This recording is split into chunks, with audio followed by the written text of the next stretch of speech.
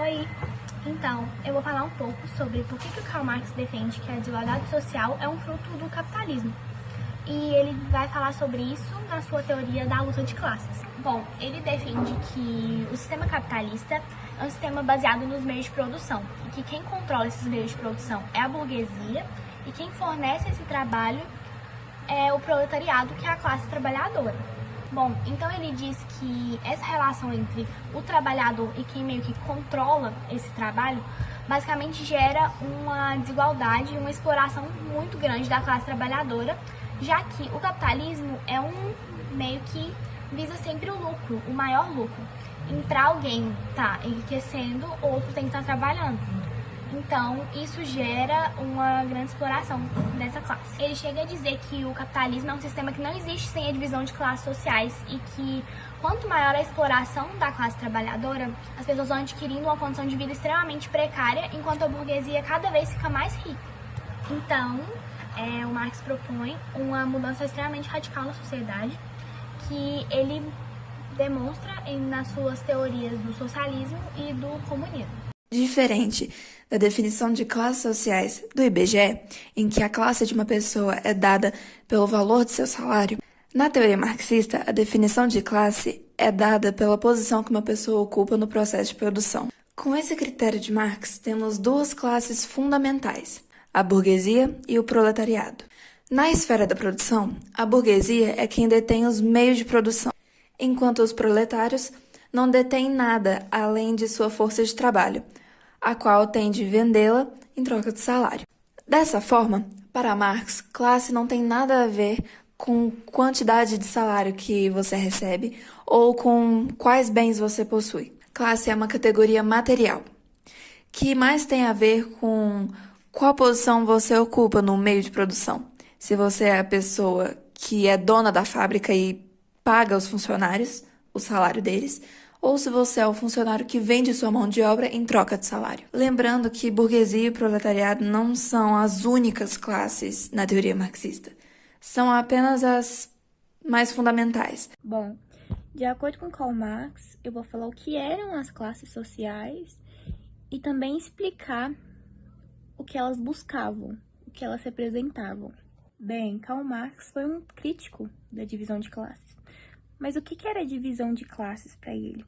Para Karl Marx, a divisão de classes nada mais era do que a exploração do trabalhador pela classe da burguesia.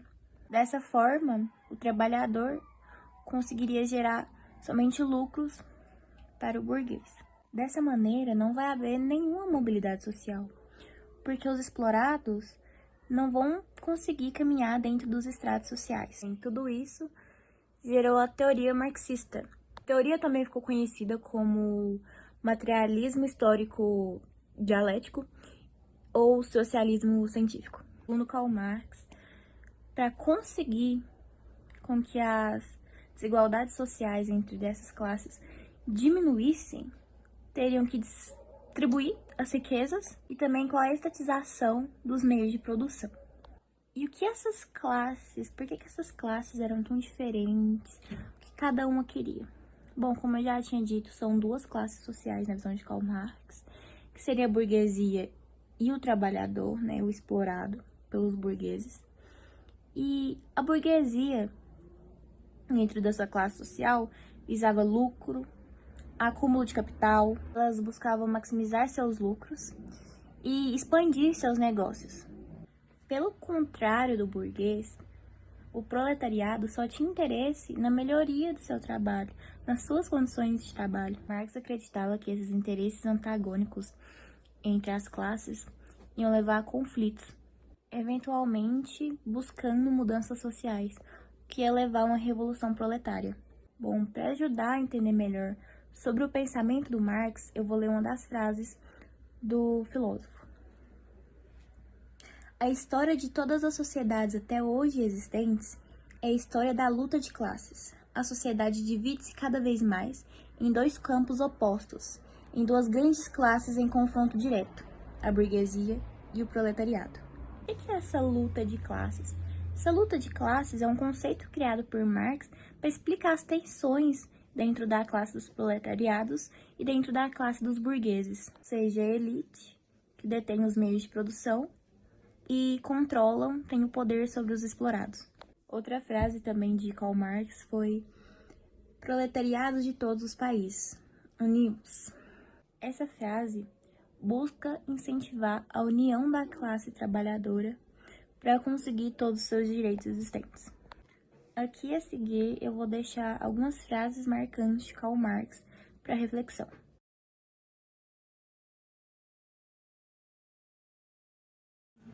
Devido à diferença de classe social, as lutas de classe é um fenômeno marcado por uma oposição de ideia entre grupos diferentes. São conflitos entre a classe dominante, que seria a burguesia e proprietários de meios de produção, e a classe trabalhadora, que seria o proletariado. Podem ser observadas, na maioria das vezes, que refere-se à defesa dos próprios interesses. Essas lutas apresentam uma importância crucial na história, pois provocam melhorias nos direitos dos trabalhadores, mudanças sociais, mobilização e conscientização, além de tudo, desafia a injustiça e a desigualdade. Agora eu vou falar de alguns pontos chaves que incluem. Começando pelo progresso social, que começa pela luta dos trabalhadores por uma condição de trabalho mais segura e salários mais justos. Isso foi fruto de lutas de classe no passado. Essas lutas apresentam uma importância crucial na história, pois provocam melhorias nos direitos dos trabalhadores, mudanças sociais, mobilização e conscientização, além de tudo, desafia a injustiça e a desigualdade. Agora eu vou falar de alguns pontos chaves que incluem. Começando pelo progresso social, que começa pela luta dos trabalhadores por uma condição de trabalho mais segura e salários mais justos. Isso foi fruto de lutas de classe no passado. A desigualdade e injustiça. As lutas de classe contestam e destacam a desigualdade econômica e social que podem surgir de sistemas econômicos desiguais, como o capitalismo. A conscientização e mobilização. Frequentemente, as lutas de classe levam à conscientização e mobilização das classes. Trabalhadores que impulsionam movimentos sindicais e políticos buscam melhor representar os interesses dos trabalhadores. Transformação social. As lutas de classe normalmente resultam em mudanças significativas, como reformas ou revoluções, que levam à alteração nas estruturas de poder e nas distribuições de recursos. E para fecharmos, as lutas desempenham um papel importante na dinâmica da sociedade, influenciando a evolução das estruturas sociais, econômicas e políticas da história. Quais são as principais críticas direcionadas às concepções de Marx? Karl Marx consegue descrever muito bem sobre aspectos sociais. No entanto, há muitos pontos em que sua opinião não condiz com a sociedade realista. Por exemplo, sua crítica a uma economia sem interferência no governo. Karl Marx tem diversos pontos negativos. A maior crítica feita ao marxismo na atualidade, por exemplo, é que ele possui um caráter muito simplista.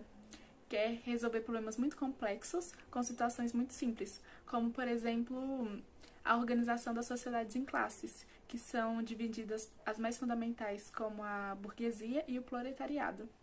E nas diversas interpretações da abordagem que Marx faz da relação entre os fatores sociais da consciência, que são cultura, religião e política, com os fatores econômicos. Visto que a tentativa do marxismo não obteve resultados positivos, essas críticas incluem também a falta de consistência interna, críticas relacionadas ao materialismo histórico e a necessidade de supressão dos direitos individualistas. Marx dizia que o comportamento dos preços é determinado pelo esforço do trabalho. Porém, o valor não se cria dentro da fábrica. Ele é dado pelo mercado, que segue a regra da demanda e escassez. A posição dos críticos é que Karl Marx e Friedrich Engels levavam a análise de todas as ações humanas para o campo da luta das classes, desconsiderando que há diversas ações humanas que não podem ser explicadas somente por uma busca de melhores meios de produção ou por vantagens econômicas.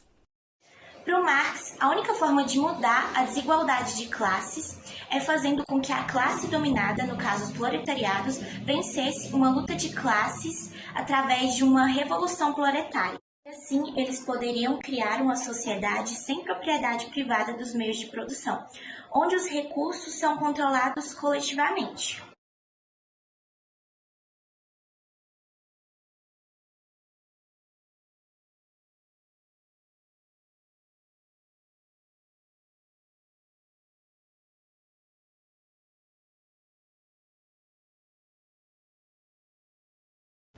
Meu nome é Aline Caixeta Cunha. Meu nome é Isabela. Oi, meu nome é Eduarda Veloso. Meu nome é Maria Eduarda. Meu nome é Nathalie de Castro Ferreira. O princípio da tridimensionalidade na teoria de estamentos sociais de Weber é utilizado para descrever a estrutura social em 3 dimensões distintas: economia, social e política. Essas dimensões estão interconectadas e influenciam a posição e os status dos indivíduos na sociedade. Para Weber, os estamentos são grupos sociais que se baseiam em critérios de honra, prestígio e estilo de vida. Eles são determinados por características como origem social, ocupação e status social. Os estamentos são vistos como grupos fechados, onde o acesso e a mobilidade social são limitados. Já as classes sociais, segundo Weber, são definidas por relações de produção, propriedade e distribuição de recursos econômicos, diferentemente dos estamentos. As classes são caracterizadas por um grau maior de mobilidade social, permitindo que os indivíduos possam mudar de classe ao longo de suas vidas. A teoria das classes de Weber difere da abordagem de Marx em alguns aspectos importantes. Enquanto Marx enfatizava a propriedade dos meios de produção como principal fator determinante nas classes sociais, Weber considerava também a qualificação, as habilidades e o status como elementos relevantes na estratificação social.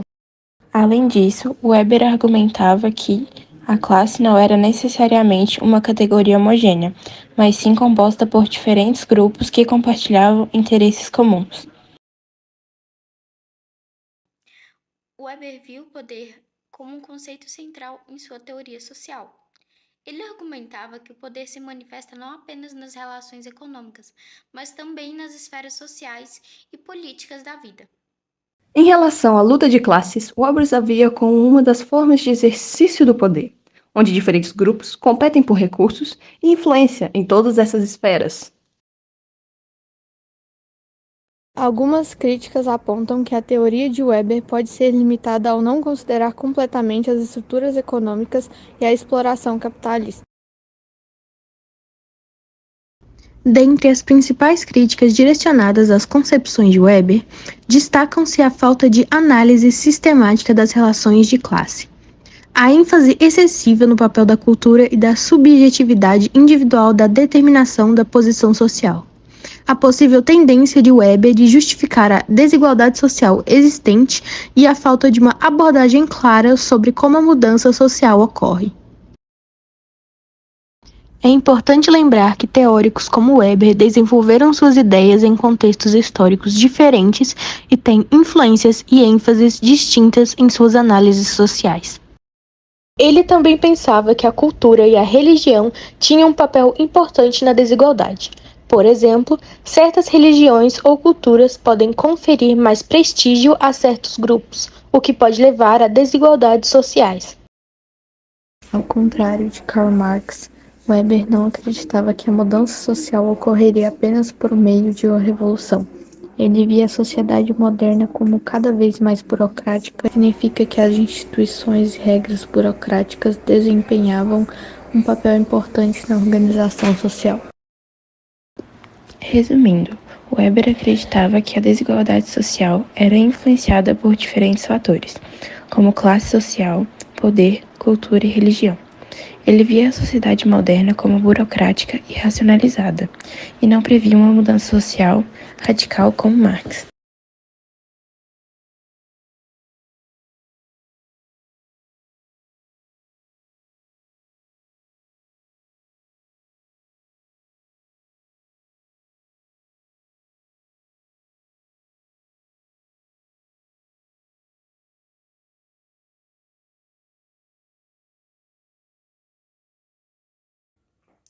O liberalismo ele é uma filosofia política e econômica no qual valoriza a liberdade individual, a propriedade privada e também a livre iniciativa.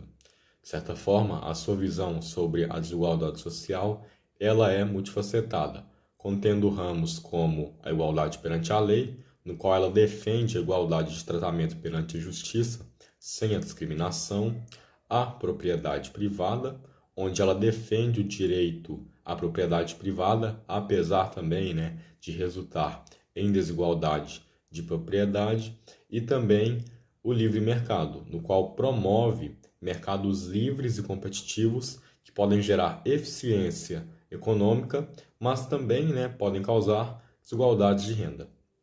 O liberalismo ele também defende oportunidades iguais, no qual ele enfatiza igualdade de oportunidades, incluindo acesso à educação e a eliminação de barreiras discriminatórias.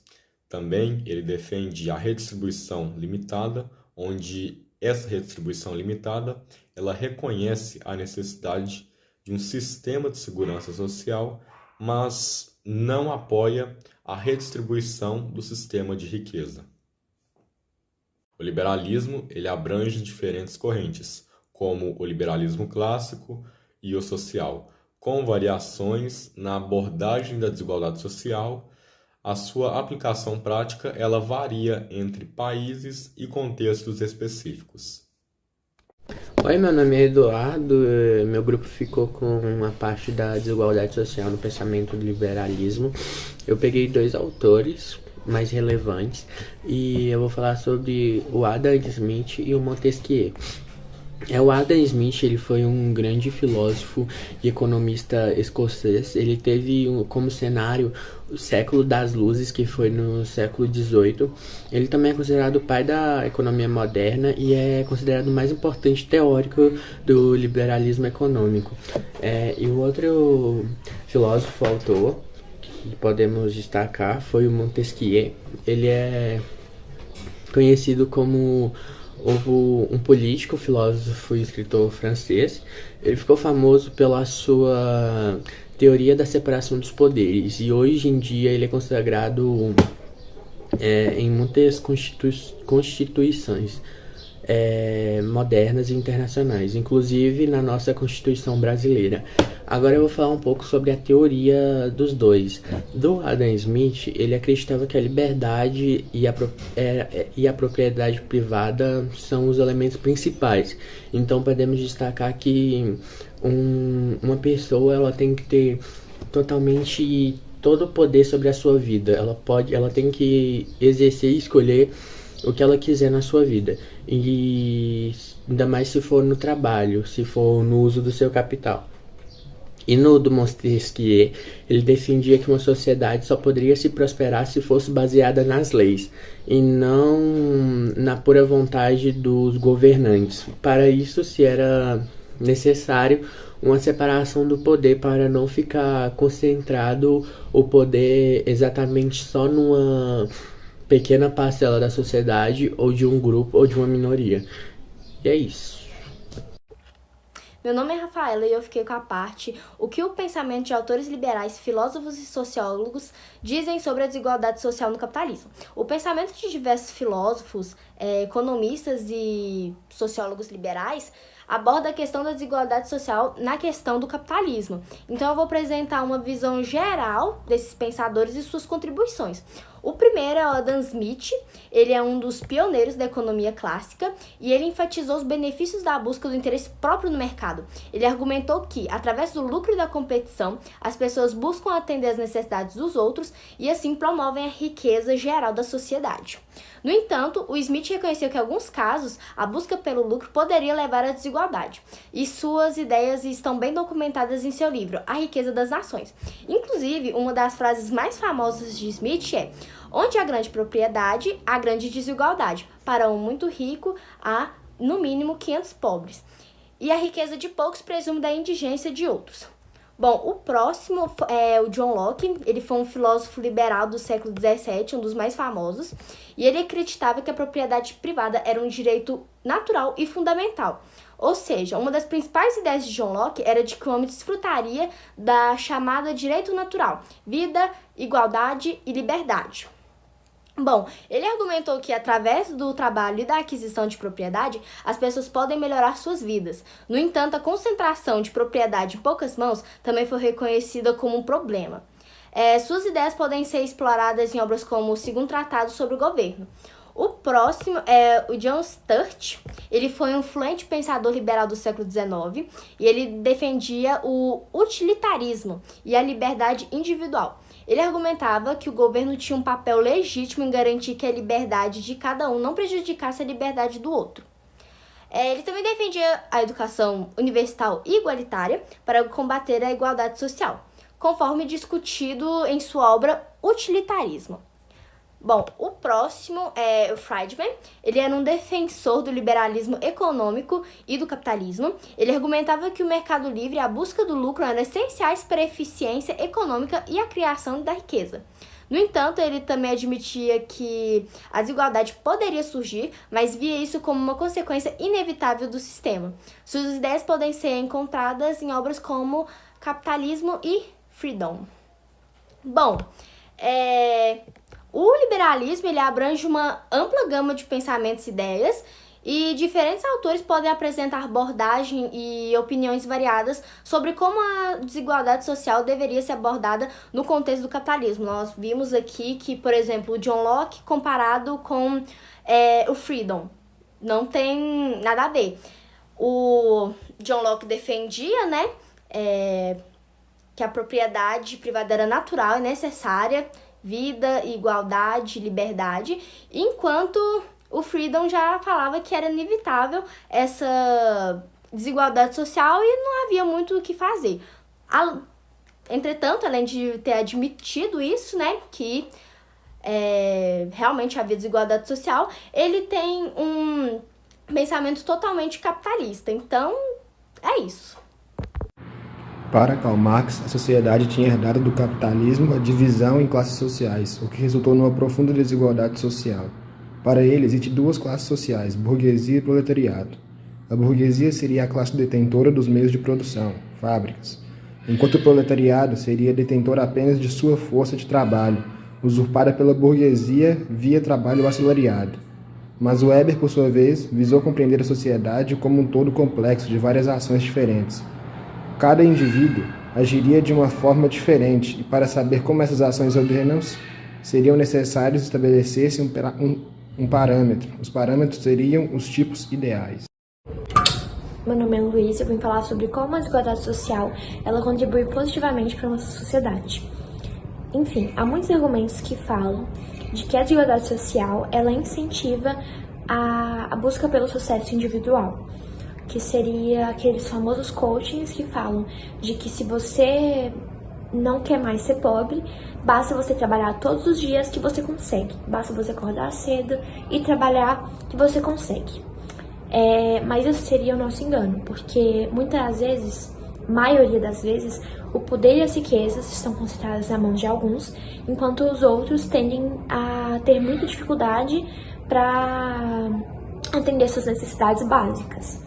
Então, o que a gente pode ver disso é de que a desigualdade social ela favorece apenas um grupo. Então, ela contribui positivamente apenas para quem está no topo da hierarquia socioeconômica, porque eles têm acesso a uma educação de qualidade e isso faz com que eles tenham chances de empregos bem remunerados, muitas das vezes, e eles têm acesso a serviços de saúde muito bons, que seriam os planos de saúde e hospitais privados, e eles têm uma grande influência na população, tanto política, tanto social. Então, diante de tudo isso, a gente consegue ver que a desigualdade social, ela não contribui positivamente para nada. E ela é a causadora dos grandes problemas que há nela e dos muitos problemas. É isso. Meu nome é Jéssica, hoje eu vou falar sobre as concepções de pensadores liberais e alguns pontos que têm sido mais criticados ao longo dos anos. O primeiro ponto é a desigualdade, onde muitos críticos afirmam que uma política liberal pode gerar uma desigualdade econômica, uma vez que eles visam no mercado liberal. então podendo gerar disparidade de riqueza. O segundo tópico é o individualismo excessivo, onde dá uma ênfase na liberdade individual e, segundo os críticos, isso enfraquece os laços comunitários e sociais, prejudicando a coesão social. O terceiro tópico é a exploração laboral, onde alguns críticos eles afirmam que o liberalismo econômico ele pode permitir a exploração de trabalhadores por conta das leis trabalhistas flexíveis e da busca insaciável pelo lucro. O quarto tópico é ignorar os problemas ambientais, onde ele tem sido muito criticado por não abordar esse tema adequadamente e somente visar o crescimento econômico. O quinto tópico é a falta de regulamentação nos mercados, que ela pode gerar crises financeiras e problemas sociais, como foi observado na crise de 2008 nos Estados Unidos. O sexto e último tópico é o foco excessivo no mercado, onde eles somente batem na tecla da economia e se esquecem das pautas políticas e sociais. É importante lembrar que o liberalismo não é a única ideologia monolítica, e as suas críticas elas variam dependendo das aplicações e das interpretações. Além disso, os defensores liberalistas argumentam que os seus pensamentos eles têm ajudado no crescimento econômico e ajudam também na liberdade individual.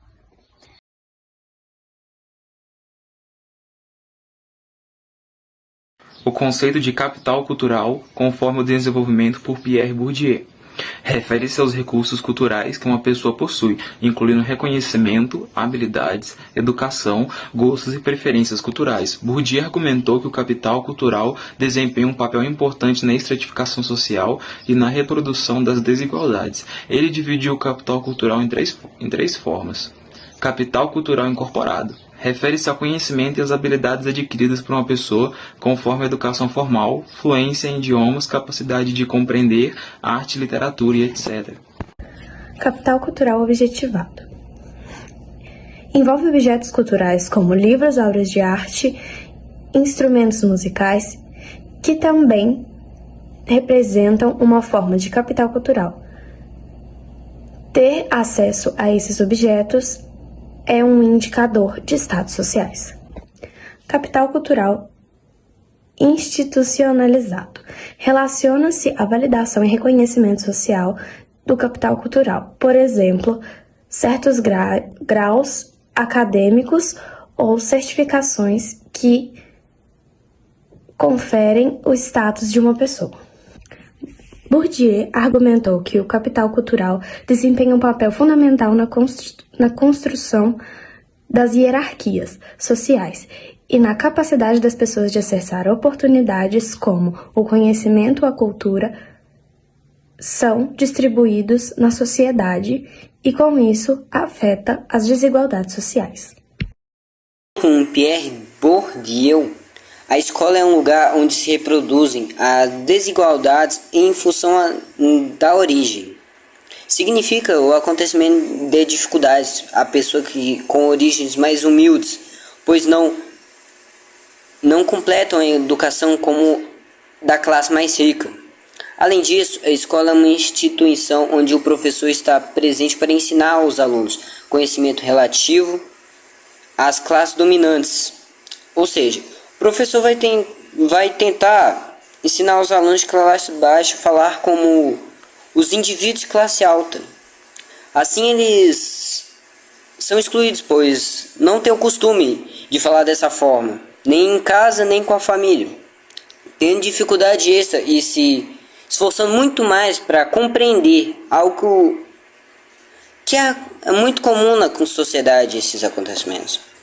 Pierre Bourdieu chama isso de violência simbólica. O conceito de hábitos, também conhecido como capital cultural incorporado, foi desenvolvido pelo sociólogo francês Pierre Bourdieu, com o objetivo de pôr fim à antinomia indivíduo/sociedade dentro da sociologia estruturalista. Relaciona-se à capacidade de uma determinada estrutura social ser incorporada pelos agentes por meio de disposição para o seu modo de ser, sentir, pensar, agir. O hábitos é, portanto, um conjunto unificador e separador de pessoas, bens, escolhas, consumos, práticas, etc. O que se come, o que se bebe, o que escuta e o que se veste constituem práticas distintas e distintivas. São princípios classificatórios de gostos e estilos diferentes. Isso estabelece perante o hábitos esses esquemas classificatórios, o que é requintado e o que é vulgar, sempre de forma relacional, já que, por exemplo, o mesmo comportamento ou o mesmo bem pode parecer distinto para um, pretensioso ou ostentatório para outro e vulgar para um terceiro. Basicamente é isso. Mudanças sociais. Bourdieu é criticado por não levar em conta as mudanças sociais e as transformações das estruturas sociais ao longo do tempo. As sociedades estão em constante evolução e as teorias sociológicas devem ser capazes de explicar as mudanças sociais e as novas formas de desigualdade que surgem. Atenção à dimensão individual. Embora Bourdieu ressalta a importância das estruturas sociais e das relações de poder, é necessário levar em conta também a dimensão individual e as escolhas que os indivíduos fazem. As pessoas têm capacidade de tomar decisões que podem influenciar suas trajetórias e experiências sociais. Bourdieu argumenta também que as desigualdades sociais são reproduzidas através da transmissão de capital cultural e social de uma geração para outra. No entanto, as pessoas também podem superar suas origens sociais e alcançar mobilidade social por meio de esforço, educação e oportunidades. Visão elitista da cultura. Bourdieu dizia que a cultura dominante é imposta pela classe dominante, enquanto as formas culturais populares são desvalorizadas. É importante compreender a diversidade cultural e valorizar as diferentes formas de expressão cultural, incluindo as formas populares que podem ser ricas em significado e relevância.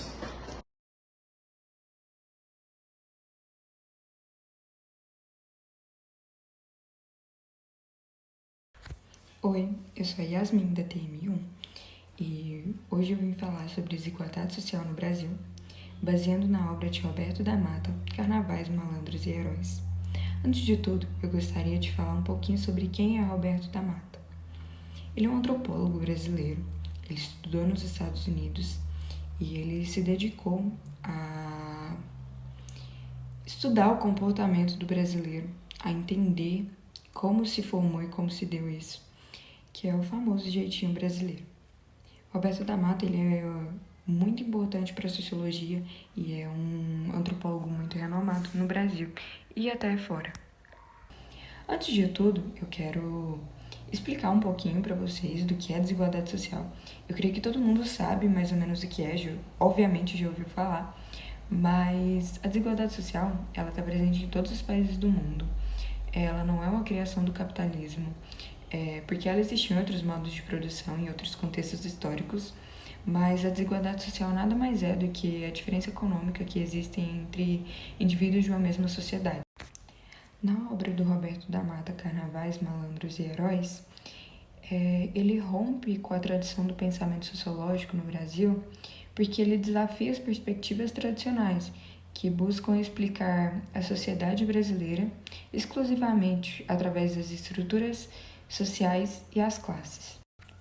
O da Mata, ele propõe uma abordagem mais cultural, simbólica, ele enfatiza aspectos festivos, as relações de poder e as dinâmicas sociais presentes no carnaval e na cultura popular brasileira. Para ele, o Brasil não se encaixaria em nenhum tipo de estratificação. Não seria castas, não seria estamental, nem classes sociais que vêm com o capitalismo. O Brasil seria uma correlação entre sociedade moderna e sociedade tradicional. Ele estaria inserido entre esses dois. Dessa forma, da Mata ele desafia essa tradição sociológica dominante no Brasil e amplia os escopos de análise e fornece novas perspectivas para a gente compreender a cultura e a sociedade brasileira. Olá, sou Lorena da TM1 e irei falar sobre o que a obra Carnaval, Malandros e Heróis traz de novidade. A obra de Roberto da Mata traz uma visão inovadora em relação ao carnaval e a desigualdade social no Brasil, pois apresenta o carnaval como um fenômeno social que reflete a cultura brasileira em muitas facetas. Oi, eu sou a Júlia TM1 e vou falar um pouco sobre como Roberto da Mata replica a desigualdade social no Brasil. Primeiramente, da Mata dá uma noção do que é o indivíduo e uma pessoa. O indivíduo é a ideia de um ser funcionando, ou melhor, um indivíduo indiferenciado. é aquele que submete às leis de maneira igual. Já a pessoa representa as relações familiares, ou seja, onde os privilégios e direitos não são prometidos em leis. Com estes significados em mente, da Mata explica que as leis precisam existir e funcionar para que aqueles que não possuem uma importância ou um grau de hierarquia elevado possam desfrutar das mesmas. Porém, você ser submetido a elas é um sinal de vergonha, o que dá a entender que você não possui tais privilégios e não beneficia-se do capital social-cultural das relações que penetrariam a esfera pública. Portanto, este é o motivo do qual da Mata diz que os indivíduos são dessemelhantes, já que o capital acumulado das relações sociais é transferido para a esfera pública, onde da Mata representa, através de figuras, uma entrada de uma casa, ou seja, a esfera íntima, sobre uma rua, que no caso seria a esfera pública. Oi, eu sou Eduarda Silva, da TM1, e vou falar um pouco sobre os rituais de acordo com o da Mata. Dentre os principais rituais citados por Roberto da Mata, destacam-se o Carnaval, que surgiu com o propósito de veneração aos deuses da antiguidade, onde era permitido uma alteração na ordem social. Já nos dias atuais, podemos entender como uma espécie de hierarquia provisória suspensa, pois durante as atividades carnavalescas, pessoas menos favorecidas e mais favorecidas, pessoas da alta sociedade, se encontram com o único propósito, que é festejar, celebrar o carnaval, e logo ao fim das festividades, toda essa hierarquia volta a ocorrer e basicamente é isso. E já outro ritual também descrito por da Mata seria o "você sabe com quem você está falando".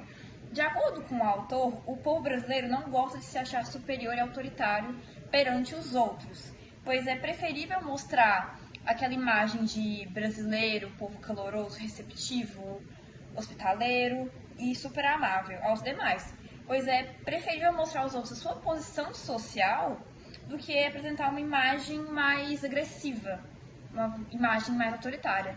Mas, de certa forma, acaba que ainda ocorre de ocorrer falas mais violentas em relação a essa fala do "você sabe com quem você está falando", pois na maioria das vezes o povo brasileiro nunca usa isso como um tom de ameaça, e sim como um tom de status, pois em muitos casos, nunca é alguém que realmente possui um poder, possui uma autoridade. É sempre, por exemplo, funcionário de alguém, ou eu conheço fulano que é isso, que faz aquilo, e dessa forma ele apresenta esses dois rituais.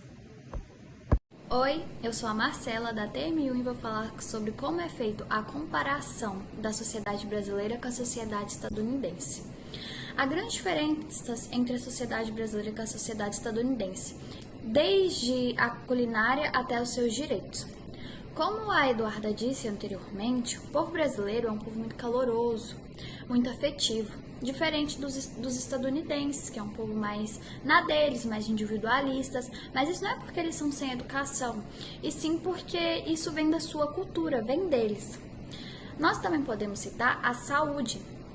A saúde brasileira, que é o SUS, o Sistema Único de Saúde, ele é custeado pelo governo e qualquer pessoa de qualquer classe social pode utilizar.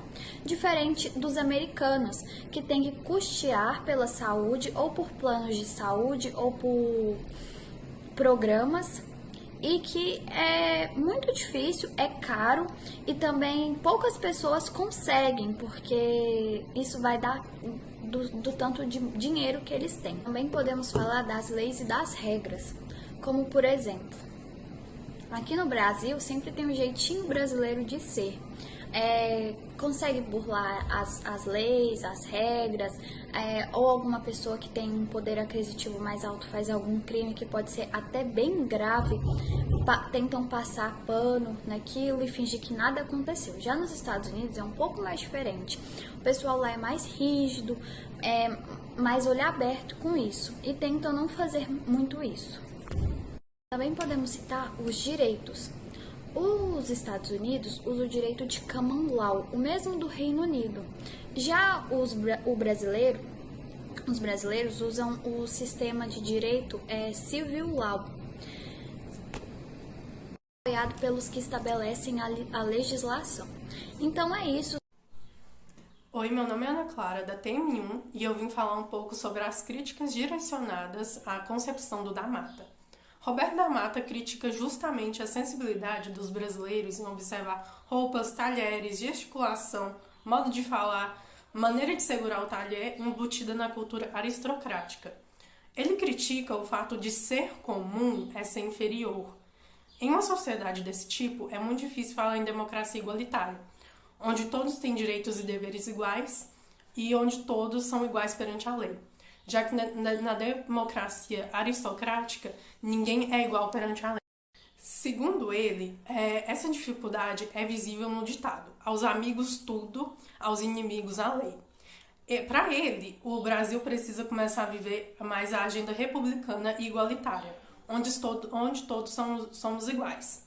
Não importa qual seja a sua profissão, seu cargo, você tem que parar no sinal vermelho, ele fala. Eu não posso atravessar uma avenida correndo sem que o sinal esteja fechado, preciso esperar. Seja o presidente da República, Papa ou Rainha da Inglaterra. Essa crítica, toda essa crítica da desigualdade social que o da Mata fala, parece muito simples, mas não tão simples em sociedades fortemente personalistas, que é o caso do Brasil.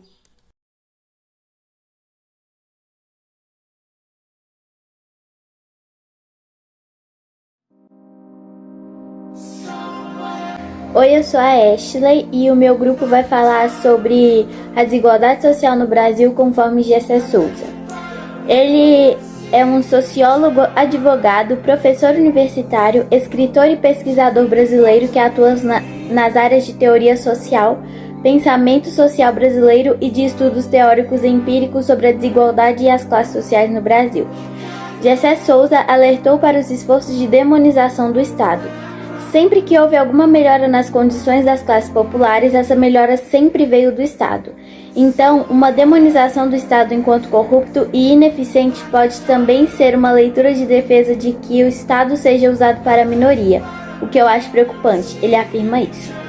Gessé também apontou o esquecimento das classes mais pobres e destacou a desigualdade social como a questão mais importante para o país se debruçar. Ele fala: aceitou-se no Brasil secularmente o abandono de classes inteiras.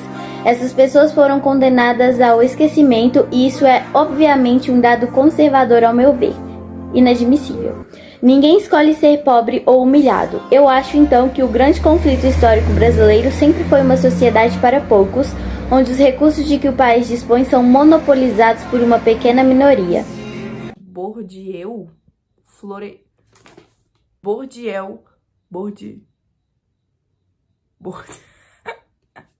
Olá, eu sou a Marina e hoje eu vim falar como Jesse se apropriou de Bourdieu e Florestan para poder explicar a desigualdade social aqui no Brasil.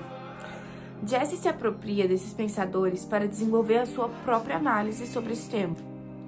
Em relação ao Bourdieu, Jesse utiliza conceitos como de capital cultural e violência simbólica para analisar a manutenção das desigualdades no país. Ele argumenta que a acumulação de capital por partes da elite e a imposição de padrões culturais dominantes contribuem para perpetuar a desigualdade social no Brasil. Gente, mas que nome difícil. Florestan. Quanto a Florestan, ele utiliza sua teoria do privilégio competitivo para entender a estrutura social brasileira. Eu sou a Lara e eu vou falar como era a desigualdade social para Gessé Souza.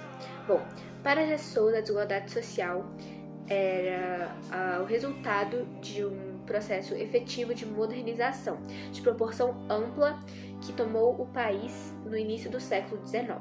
Sendo assim, para Gessé Souza, a desigualdade brasileira e sua naturalidade são modernas, frutos de uma importação bem-sucedida. Assim, ao contrário de ser personalítica, retira sua eficácia da impessoabilidade, típica dos valores. E é isso que a faz ser tão opaca e de tão difícil percepção na vida cotidiana. Olá, meu nome é Stephanie Ferraz e hoje eu vou falar qual a relação da escravidão conforme Jesse Souza.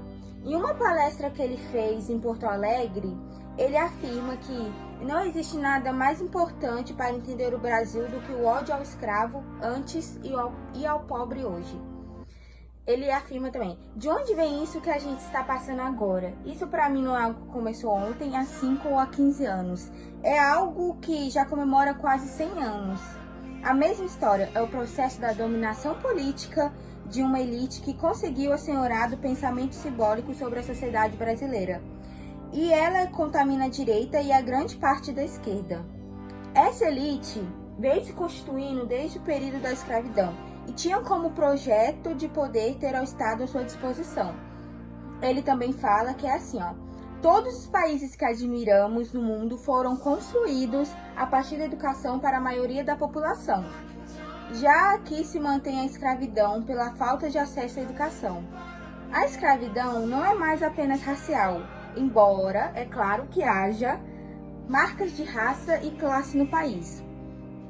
O desprezo ao escravo é o núcleo do escravismo, e o sistema econômico tem que juntar a exploração com humilhação, desprezo e o ódio ao outro, destacou Jesse. As ideias não ficam nos livros e nem nas estantes. Vão se ligar aos interesses econômicos e políticos de certas elites e vão dominar o nosso comportamento.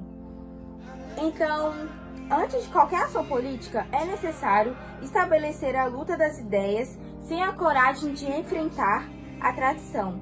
Esse país vai continuar tendo essa miséria e essa violência doentia que a gente tem até hoje. Constatou historicamente que a elite paulistana, desde a década de 1930, mencionada anteriormente, perde com a chegada ao poder de Getúlio Vargas. E a partir daí começa a pensar em como criar a ideia do que é o Brasil. Até então o país não existia uma concepção, mas sim era apenas amontoado de regiões. A ideia criada à época pelas elites é a que se mantém até hoje. De acordo com ele, primeiro não se critica a escravidão, e quando você não critica o que você é, você não sabe o que é. Vai se montar uma história, uma interpretação pelos senhores de escravos, a escravidão vai se formar como a família, a justiça vai ser montada entre nós, e a elite precisa manipular o povo, humilhando, dizendo que somos um povinho indolente, preguiçoso e ladrão. Como vimos, Jesse, não sei como é que pronuncia, ele gosta de atacar muito a elite. Ele fala que desde a entrada de Getúlio Vargas, o Brasil até hoje não mudou nada. Como podemos ver, sempre é a elite que consta tudo, né? Eles só ligam para a educação deles, para o respeito deles, não ligam para as pessoas que são prejudicadas, as pessoas pobres prejudicadas. Oi, meu nome é Ana Luísa e eu vou falar sobre a tese dos mecanismos opacos, impessoais e intransparentes. Essa tese, defendida por Jesse Souza, parte do pressuposto de que a sociedade brasileira é marcada por estruturas que ocultam e naturalizam desigualdades e injustiças. Segundo Souza, mecanismos como o machismo, o racismo e o nepotismo estão presentes nas instituições e funcionam de forma oculta e impessoal, perpetuando o privilégio de determinados grupos em detrimento de outros. Para Souza, esses mecanismos são opacos porque estão enraizados na cultura e nas estruturas sociais, tornando-se imperceptíveis para a maioria da população. Além disso, são impessoais porque não são explicitamente atribuídos a indivíduos, mas sim a sistemas e estruturas sociais abstratas. E, por fim, são intransparentes porque suas consequências e impactos são pouco visíveis, sendo facilmente negados ou ignorados. Essa tese busca evidenciar a existência de mecanismos que perpetuam a desigualdade no Brasil, desafiando a ideia de que a sociedade é meritocrática e de que a desigualdade é resultado apenas das escolhas individuais. E para Souza, é necessário tornar visíveis e questionar esses mecanismos, para que possamos promover uma sociedade justa e igualitária. Bom, agora eu irei falar um pouco sobre as obras que o Jesse Souza já escreveu. O Jesse Souza, ele é um sociólogo brasileiro com mais de 20 livros publicados em toda a sua carreira. E nesse vídeo eu vou falar especificamente de 2 livros, que seria A Elite do Atraso e A Ralé Brasileira. Falando assim, bem resumidamente, sobre a elite do atraso, o Jesse Souza vai tentar trazer uma explicação a longo prazo, por assim dizer, que é desde o Brasil colônia até os tempos mais atuais, inclusive fazendo relações com a escravidão que já ocorreu no Brasil. Um dos principais pontos que são tratados nesse livro é sobre a corrupção. O Jesse Souza vai tentar falar que a corrupção nem sempre vai estar no patrimonialismo como muitos brasileiros pensam, mas sim nas elites do atraso, que seria como ele chama, né? Que seriam aquela elite que não está necessariamente vinculada ao Estado, mas sim fora dele, nos mercados financeiros e econômicos. Esse livro também vai trazer diversos outros pontos, como a desigualdade social, a relação com a classe média, trazer questões como Lava Jato, entre outros. Bom, agora falando bem resumidamente sobre o livro A Ralé Brasileira, vai ser um livro que vai abordar bem mais essa questão da desigualdade social. Seria um livro que trataria sobre os excluídos da sociedade, como o Jesse Souza chama, que seria aquela parcela da população que vende o seu trabalho braçal e a sua energia, porque eles não conseguiram o intelecto que é necessário para se incluir no mercado de trabalho. O que é ao contrário do que acontece na classe média, onde os filhos são influenciados desde cedo a estudar, já entram na escola com concentração e conseguem aprender bem mais e incluir consequentemente em bons empregos no mercado de trabalho. E o Jesse Souza vai explicar bastante sobre essa desigualdade e como ela vai ocorrer, entre diversos outros pontos que são tratados no livro. E agora uma pergunta seria: será que essas concepções e obras do Jesse Souza, será que elas trazem muitas críticas? E a resposta é que sim, que elas trazem, porque, apesar de tudo, essas obras são bastante polêmicas e trazem assuntos polêmicos. Então, sempre vão haver diversas discussões e críticas a diversos pontos que o Jesse Souza vai defender. Inclusive, ele sempre está a participar de vários debates acerca do assunto.